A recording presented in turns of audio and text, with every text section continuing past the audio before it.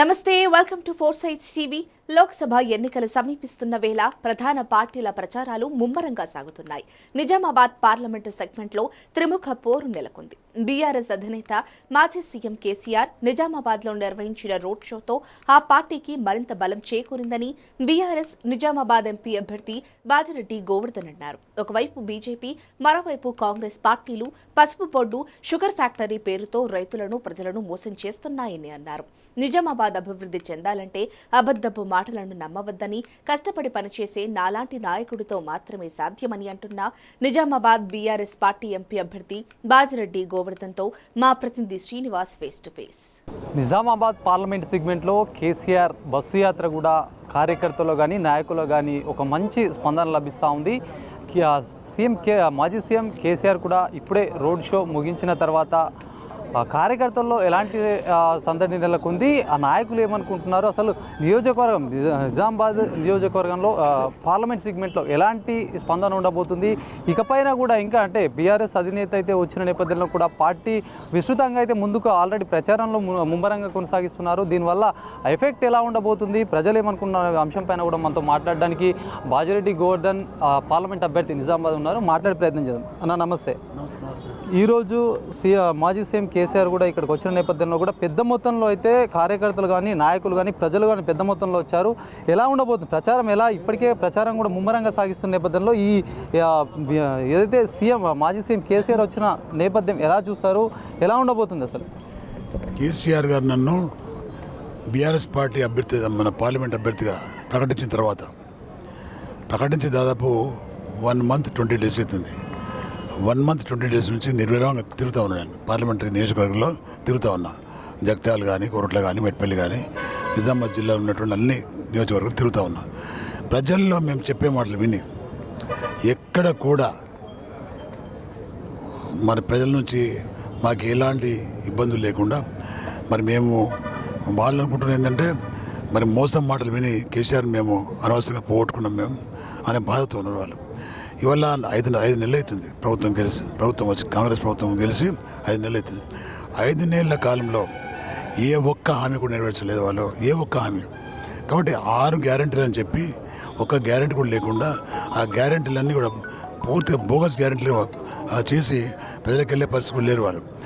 వాళ్ళు ఏమంటారంటే ప్రజలు మాకేమైతే హామీలు ఇచ్చిండో వృద్ధులకు 4,000 రూపాయల పెన్షన్ అని, మరి కళ్యాణ లక్ష్మి ఇస్తూ 1 తులం బంగారం ఇస్తాడు, ఇంట్లో ఉన్నటువంటి ఆడపడుచులందరూ కూడా 2,000 పెన్షన్ ఇస్తా అని చెప్పిండు, మహాలక్ష్మి పెన్షన్. అదేవిధంగా మరి నిరుద్యోగ యువకులకు నిరుద్యోగ వృత్తి ఇస్తా అని చెప్పి 4,000 రూపాయలు.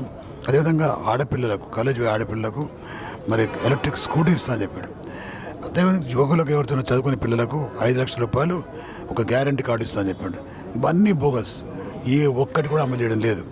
కాబట్టి ప్రజలకు ఆగ్రహంతో ఉన్నారు. ప్రజలు చాలా ఆగ్రహంతో ఉన్నారు. ప్రజలంటే మధ్యవర్తులు కానీ, మధ్య వయసులు కానీ, యువకులు కానీ, మహిళలు కానీ, యువకులు కానీ, వీళ్ళందరూ కూడా కోపంతో ఉన్నారు కాంగ్రెస్ పార్టీ మీద. కాబట్టి ఈరోజు సీఎం గారు కేసీఆర్ గారు నిన్న జగిత్యాలలో వచ్చారు. బస్సు యాత్రలో భాగంగా వేలాది మంది వచ్చారు, లక్ష మంది వచ్చి చూసినాం మేము.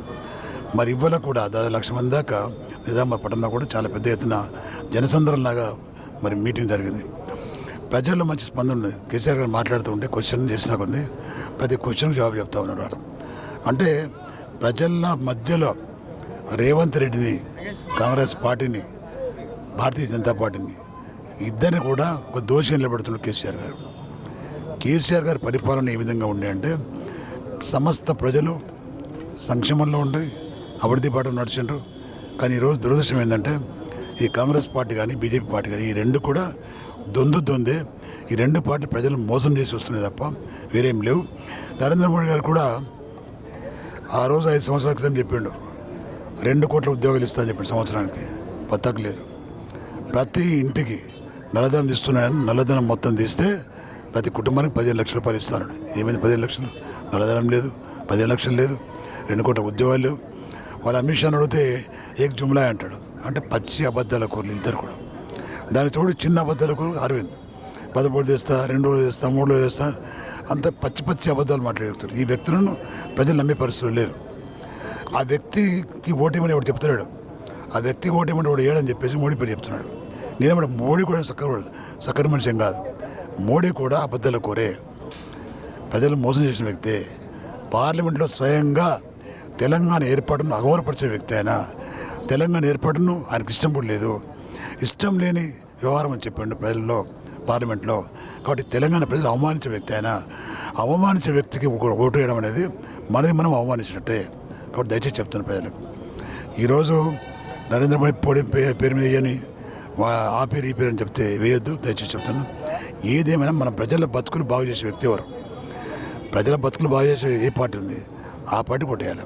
కాంగ్రెస్ పార్టీ చేయదు, బీజేపీ చేయదు, చేసిందల్లా బీఆర్ఎస్ పార్టీ. రేపొద్దున ఆ రెండు పార్టీలు చేసిన అబద్ధాల వాగ్దానాలకు నిలదీయాలంటే ఓన్లీ బీఆర్ఎస్ పార్టీ గెలవాలి. ప్రజలు కూడా మరి పాజిటివ్గా ఉన్నారు, తప్పకుండా మమ్మల్ని గెలిపిస్తారనే ధైర్యం మాకు వచ్చింది ఇలా. కాబట్టి నేను మనవి చేస్తున్న ప్రజలందరూ కూడా, మీరు అనవసరంగా బీజేపీ పోటేస్తే మళ్ళీ అది ప్రమాదకరమైన పార్టీ. ఆ పార్టీ వల్ల ఒరిగేది ఏం లేదు, ఓన్లీ జిమ్మికు చేసే పార్టీ కాబట్టి 5 ఏళ్ళు ఏ విధంగా వేస్ట్ అయిందో మళ్ళీ 5 ఏళ్ళు వేస్ట్ అయ్యే పరిస్థితి. అలా చేయకుండా దయచేసి బీఆర్ఎస్ పార్టీ అభ్యర్థిని నన్ను కేసీఆర్ ప్రకటించారు కాబట్టి నన్ను గెలిపిస్తే ఈ నియోజకవర్గంలో, పార్లమెంటరీ నియోజకవర్గంలో తప్పకుండా మంచి ఎంపీగా నేను పేరు తీసుకుంటా. ఈ ప్రాంతం నుండి సమస్యలన్నీ కూడా పార్లమెంట్లో నిలదీస్తా. మన డబ్బులు రూపాయి తీసుకెళ్ళి చాలా మాత్రం మనకి ఇస్తున్నారు. తప్పకుండా మన నిధులు మనకి ఇవ్వని పోరాటం చేస్తాం, తెచ్చే ప్రయత్నం చేస్తాం. మరి ఇంకోటి చెప్పండి సార్, అమిత్ షా వచ్చారు, పసుపు బోర్డు కూడా ఇక్కడే ఏర్పాటు చేపిస్తామని చెప్పి ఒకవైపు చెప్తున్నారు. చక్కెర ఫ్యాక్టరీ మీద కూడా మాట్లాడారు. మళ్ళీ బీడీ కార్మికులకు కూడా ఒక హాస్పిటల్ కూడా ఏర్పాటు చేస్తున్నారు. అంటే ఇవన్నీ కూడా బీజేపీ కూడా ఇంతకుముందు ఎట్లా ఉండవుంది, ఎక్కడ ఏర్పాటు చేస్తారనే వాళ్ళకి సమాధానం దొరికిందంటారా? ఇంతకుముందు మోడీ చేసిన వాగ్దానాన్ని అది జుమ్లా అన్నాడు, అది జూటమాటలని చెప్పిన వ్యక్తి మళ్ళీ జూటమాట మాట్లాడుతున్నాడు కదా. ఇవాళ పసుపు బోర్డు పెడతామంటే ఒక పక్కనేమో మీ ఎంపీ క్యాండిడేట్ తెచ్చామంటాడు, సెంట్రల్ మినిస్టర్ ఏమో తెస్తామంటాడు. ఇద్దరు ఏది కరెక్ట్? ప్రజలు దేన్ని నమ్మాలి? ప్రజలు అంటే తెలియదు అన్నట్టు కదా. తెచ్చే వ్యక్తులు గారు తీరు కూడా. రెండో ఏంటంటే బీడీ కార్మికులు మేము హాస్పిటల్ తెస్తా అంటారు. ఈఎస్ఐ ఉంది కదా, ఇతరత్ర ఉంది కదా. మరి ఇవాళ బీడీ కార్మికులకు పెన్షన్ ఇచ్చింది ఎవరు? కేసీఆర్ గారు ఇచ్చిండ్రు. బీడీ కార్మికులు ఆదుకున్నది ఎవరు? కేసీఆర్ ఆదుకున్నాడు. కాబట్టి ఇవాళ బీడీ కార్మికులు కేసీఆర్ గారు పెన్షన్ ప్రకటించకముందు నెలకు 1000 రూపాయలు సంపాదిస్తుండే. 1000 రూపాయలు సంపాదించడం కూడా చాలా కష్టంతో సంపాదిస్తుండే. ఆ తంబాకుతోని, టొబాకోతోని వాళ్ళకు వచ్చే టీబీ కానీ ఇతరత్ర ఉండి ఆరోగ్యం పాడు చేసుకుని బిడ్డలు చేస్తుండే. ఆరోగ్యం పాడేసుకుని బిడ్డలు చేస్తే 1000 రూపీస్ వస్తుంది నాకు. కానీ కేసీఆర్ గారు మంచి హృదయంతో 2000 రూపాయలు పెన్షన్ ఇచ్చిండు. ఆ 2000కు అదనంగా 1000 రూపాయలు వస్తున్నాయి. 3000 వస్తున్నాయి. దాని కారకుడు కేసీఆర్ గారు. వాళ్ళు నువ్వేం చేస్తావు? దేశంలో కన్నా చేస్తే కదా. ఈ భారతదేశంలో తెలంగాణలో తప్ప చాలామంది బీడీ కార్మికులు ఉన్న దేశంలో వాళ్ళకి చేసిండ్రా? మీరు మీ బీజేపీ పాలిత ప్రాంతాల్లో చేసిండ్రా? చేసే ముఖం లేదు మీకు. ఇక్కడికి వచ్చి మాట్లాడుతూ ఉంటారు, అన్నీ జూటా మాటలు. అవన్నీ మాటలేని జూటా. షుగర్ ఫ్యాక్టరీ తెరిపిస్తూ అంటున్నాడు. ఒక పాంప్లెంట్ చేసినారు, షుగర్ ఫ్యాక్టరీ తెరిపిస్తానే పాంప్లెంట్ ఎట్లా ఉందంటే మహారాష్ట్రలో, కర్ణాటకలో ఉన్నటువంటి కోఆపరేటివ్ షుగర్ ఫ్యాక్టరీలు ఓపెన్ చేసినట్టున్నాయి. ఇక్కడ కోఆపరేటివ్ షుగర్ ఫ్యాక్టరీని ఒప్పుకుంటారు ప్రజలు. గవర్నమెంటే ఓపెన్ చేయాలంటారు, గవర్నమెంటే నడిపేయాలంటారు. ఆ గవర్నమెంట్ నడిపేయాలనే విషయం కూడా తెలియదు అమిత్ షాకు. గవర్నమెంట్ నడిపేయాలనే విషయం తెలియకుండా కోఆపరేటివ్ షుగర్ ఫ్యాక్టరీ ఉన్నట్టు, నేను తెరిపిస్తామన్నట్టు మాట్లాడుతూ ఉంటే అవగాహన రాహిత్యం. సెంట్రల్ మినిస్టర్ అవగాహన రాహిత్యం అంటే నవ్విపోతారు చూస్తే. కాబట్టి ఇవన్నీ బోగస్ మాటలు. దయచేసి చెప్తున్న ప్రజలకు ఈ మాటలు నమ్మాల్సిన అవసరం లేదు. మరి ఈరోజు మంచి అవకాశం మీకు వచ్చింది. ఈ అవకాశం సద్వినియోగపరచుకోవాలి. మీరు మళ్ళీ పొరపాటు చేయాలని భావిస్తున్నాను. ఈ రాకతో జోష్ పెరిగిందంటారా కార్యకర్తలో కానీ, పార్టీలో కానీ?